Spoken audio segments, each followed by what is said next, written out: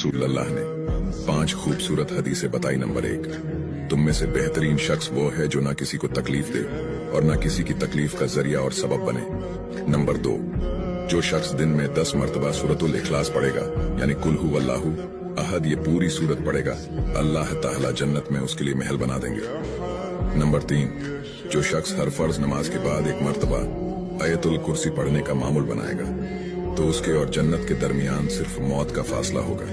यानी वो शख्स मरते ही सीधा जन्नत में जाएगा। Number 5,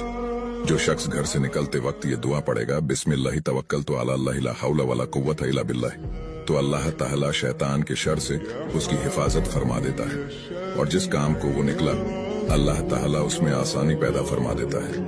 number 5,